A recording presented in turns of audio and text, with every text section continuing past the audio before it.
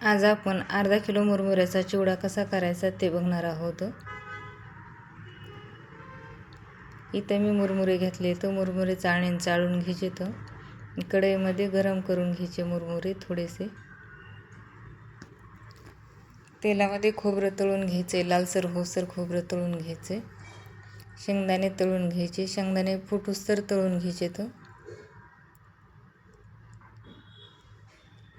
हे असे छान तळत शेंगदाणे काढून घ्यायचे. आता हिरवी मिरची टाकून घ्यायची.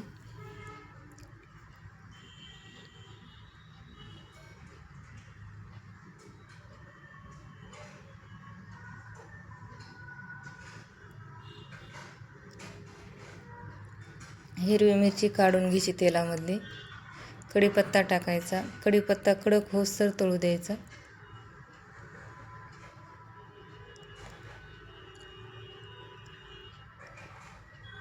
कढीपत्ता कडक झाला आता काढून घ्यायचा आहे. मोहरी टाकायची 1 चमचा, जिरे टाकायचे 1 चमचा, हळद 1 चमचा, अद्रक, कोथिंबीर आणि लसणाची पेस्ट बनवून ठेवलेली होती ती तेलामध्ये टाकून घ्यायची आणि व्यवस्थित तळून द्यायची.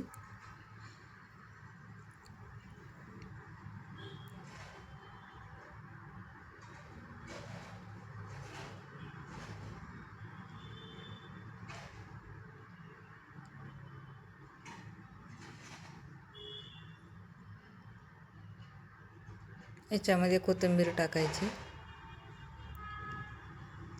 तोपर्यंत आधी तळून घेतलं सामान, कढीपत्ता, हिरवी मिरची, खोबरं मुरमुऱ्यामध्ये टाकून घ्यायचं. चवीपुरतं मीठ टाकायचं आहे. फोडणीमध्ये मसाला टाकून घ्यायचा आहे.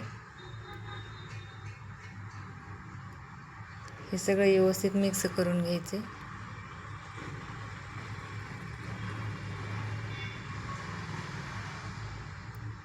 अर्धी वाटी सुहाणा मसाला टाकला होता. मसाला आता मुरमुऱ्यामध्ये टाकून घ्यायचा आहे.